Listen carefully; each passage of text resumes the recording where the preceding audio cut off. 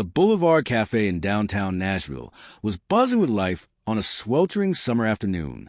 The clink of cups, bursts of laughter, and the steady hum of conversation filled every corner. It was a kind of place where everyone seemed connected to someone else. Friends, families, colleagues gathered in little islands of chatter. And yet, in the corner by the tall window where sunlight spilled like liquid gold across the table, sat a young woman who was entirely alone. Her name was Tessa Carraway, the daughter of millionaire real estate mogul Grayson Carraway, though no one glancing at her would have guessed her wealth mattered today. In front of her rested a perfectly plated slice of chocolate cake, topped with a single candle. The candle was unlit, the cake untouched. Her lips moved faintly, her hands tracing movements in the air, delicate, precise, aching. Happy birthday to me.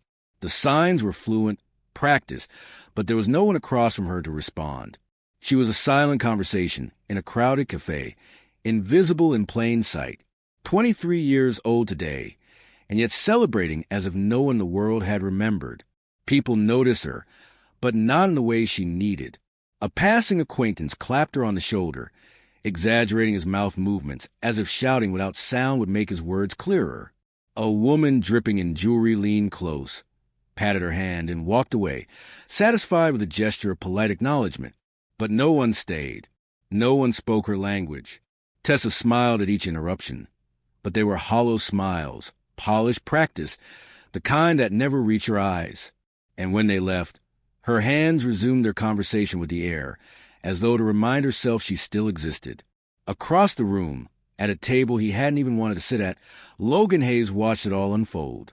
Logan was a single father, a freelance designer, and today a reluctant client meeting victim. He had promised his 8-year-old son, Asher, that they'd go to the park, but instead they were stuck waiting in this overpriced cafe where even a latte carried the kind of price tag that made him wince. That's when he noticed the girl by the window. The dress, the pearls, the perfectly styled hair, all of it screamed wealth. But her hands told another story. Logan's chest tightened. He knew those movements, the flicker of fingers shaping meaning, sign language, and the word she signed, happy birthday to me. It hit him like a punch. He recognized it instantly, not just because he knew the language, but because he knew the feeling, the resignation in her gestures, the slump of her shoulders. This wasn't celebration. This was surrender. For a moment, he almost signed out loud, his own hands twitching automatically with the name Oliver, his younger brother, gone 5 years now. Logan had been a protector, his translator, his bridge to the hearing world. Even after Oliver's death, sometimes his hands still moved before his brain could stop them. He tried to focus on his phone, on the client he was supposed to meet. But every time he looked up, his eyes returned to her. This girl signing into silence, her cake untouched, her loneliness louder than all the cafe's chatter combined. Logan stood before he realized he had made a choice. He approached slowly, careful not to startle her, and when he was close enough, he signed, "Excuse me." Her hands froze mid-motion. Her wide blue eyes lifted, scanning his face like she was trying to solve a puzzle. "I don't mean to intrude." He signed again. "But happy birthday." The change was immediate. The mask she'd worn all afternoon cracked, revealing something raw and desperate beneath. Her hands trembled as she replied. "You'd sign?" "My brother was deaf," Logan answered, then winced at his own wording. Was past tense, a truth that still ached, but she didn't linger on it. Her movements became urgent, almost frantic. She pulled out the chair across from her. "Please, sit, please." Logan glanced at his phone. His client would arrive any minute. But then he looked at her again. Her eyes filled with something like hope, like someone drowning who just spotted a rope. He sat. "I'm Logan," he signed.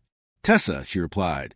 And then the words came tumbling from her hands like water breaking through a dam.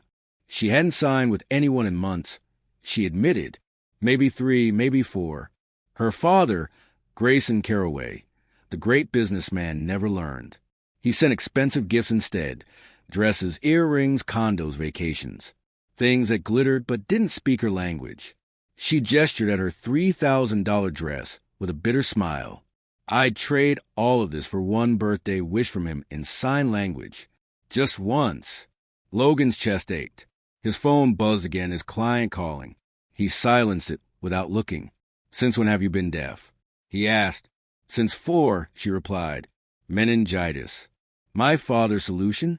Best doctors, best schools, best hearing aids. Everything but learning to actually talk to me. That must be lonely. You have no idea.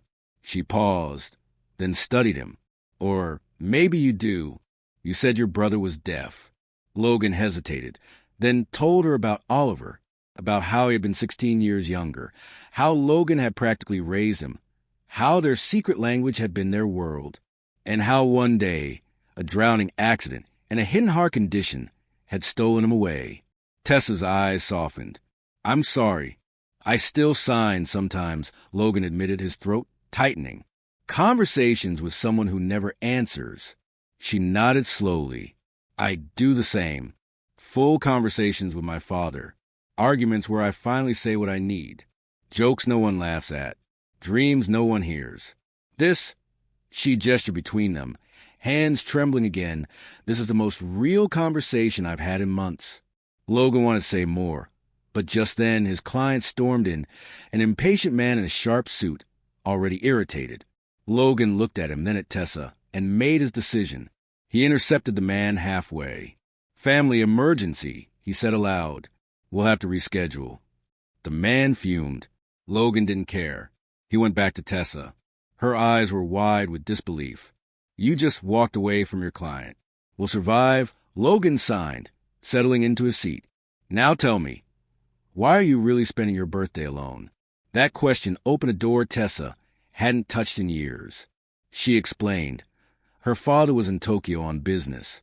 The cake had been arranged by his secretary. This cafe wasn't her place. It was his. She was there because that was the closest he could come to being with her. "Do you know what's funny?" She signed bitterly. "My father built an empire on communication, and he's never learned mine." Logan thought of Oliver, how even their parents, overwhelmed as they were, had at least tried. "Maybe he's afraid," Logan suggested. "Of what? Of not being good enough. Of failing you more than he already thinks he has." For the first time, she looked startled, like the thought had never occurred to her. The conversation shifted. She asked about his son, Asher. Logan confessed that Asher's mother had left when he was 2, unable to handle parenthood. He'd been raising the boy alone ever since. "So you know what it's like," Tessa signed quietly, "being abandoned by someone who was supposed to love you unconditionally." Logan nodded, and then, almost without thinking, he signed. "Would you like to meet him? My son. I could teach him to sign happy birthday." The hope that bloomed on her face was like sunlight breaking through storm clouds. "You do that?" "He's already curious," Logan said. "He caught me signing once and begged me to teach him." Tessa hesitated, then asked, "Tomorrow? Same time?" Logan smiled. "Tomorrow's perfect." For the first time all day, Tessa's smile was real. The next afternoon, the Boulevard Cafe was quieter. The lunchtime rush had thinned, leaving behind only scattered groups of customers and the aroma of roasted beans lingering like a soft promise. Tessa sat at the same table by the tall window, the same golden sunlight spilling across her lap. But this time, she wasn't alone. Her fingers twisted together nervously, her heart racing with an anticipation she hadn't felt in years. And then she saw them. Logan entered with his son beside him, hand in hand.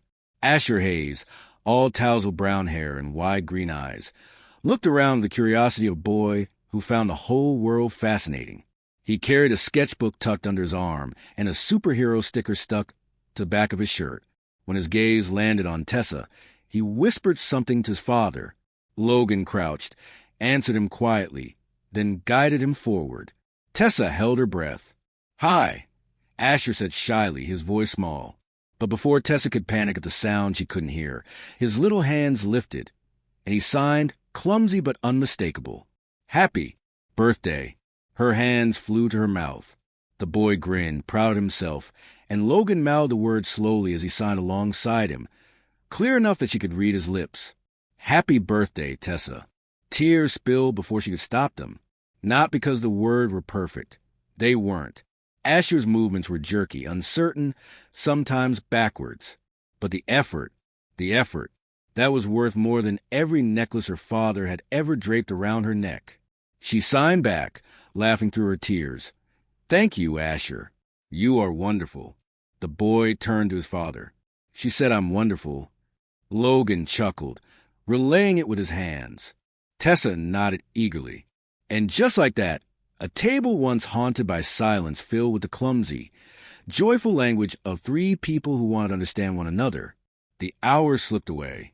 They taught Asher the signs for colors, animals, and names. Tessa sketched pictures on napkins while he drew superheroes with capes larger than their bodies. Logan mostly watched, his chest heavy with something he hadn't expected to feel again. Belonging. At one point, Asher tugged at Tessa's sleeve. "Want to see my drawings?" He signed, his fingers still uncertain. She leaned down, patient, watching his hands like they were the most important thing in the world. "Yes, show me." The boy proudly flipped open his sketchbook. Robots, rockets, and knights filled the pages. In the corner of one, a stick figure man held the hand of a smaller stick figure boy. "That's me and Dad," Asher explained. Logan ruffled his son's hair, embarrassed but touched. "He thinks I'm a superhero," he said softly. Tessa's gaze lingered on the drawing. "He's not wrong," she signed. For a moment, Logan couldn't breathe. Days turned into weeks.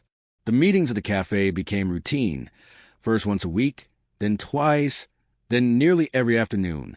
Tessa taught Asher sign for animals and food. He taught her how to draw dragons and insisted she take home his best ones. Logan and Tessa, between laughter and quiet conversations, stitched together a friendship that began to look suspiciously like something more. But shadows lingered. Tessa still lived in the cavernous mansion her father had built, alone but for servants who tiptoed around her silence. Every night, she returned from warmth to emptiness. And every morning, she carried the ache of knowing her father had yet to notice her absence, her happiness, her hurt. Until one night, the ache became too much. She gathered her courage and sent him a message, not in text, not in email, but in a video. In clear, deliberate sign language, she said, "You've given me diamonds, houses, and cars, but you've never given me you. Learn my language or lose me completely." She pressed send with trembling hands. Grayson Carroway did not reply. Not that night, not the next. Tessa told Logan nothing, but he saw it in her shoulders, in the way her signs slowed and her smiles faltered. He wanted to fix it for her, but some battles could only be fought between parent and child. Then, on a crisp Friday evening, everything changed. The cafe door opened, and in walked Grayson Carroway himself, silver-haired, immaculately dressed, carrying the air of a man who owned every space he entered. Conversations faltered as people recognized him. Tessa froze. Her father spotted her by the window, stiffened at the sight of Logan and Asher beside her, and approached with the slow, deliberate steps of a man walking into unfamiliar territory. "Tessa," he said aloud. His voice was smooth, commanding. She lifted her chin but didn't respond. Her silence was intentional, sharp as glass. Grayson hesitated. Then, awkwardly, he raised his hands. The movements were halting, rough, as though he had practiced them alone 1,000 times and never dared to use them. "Happy birthday, Tessa." It wasn't perfect, not even close, but it was in her language. Her breath caught. Tears blurred her vision. Slowly, she signed back, "You learned." "I'm still learning," he admitted, his voice breaking. His hand stumbled to the signs, messy but real. "Don't give up on me yet. I want to try." Logan reached for Asher's shoulder, pulling the boy close. They watched as silence, long, aching silence, was finally bridged not by diamonds, not by business deals, but by hands trembling with love. Weeks later, Tessa no longer celebrated birthdays alone. Her father practiced with her daily, clumsy but improving. Logan and Asher became constants in her world. And in that cafe by the tall window, where once she had signed to no one, she now signed to people who answered back. Because sometimes family is found, sometimes it is rebuilt, and sometimes, if you're brave enough to demand it, it learns the language of your heart. And on that note, Tessa finally blew out the candle on her birthday cake, not with a whispered wish no one could hear, but with laughter and hands in motion all around her,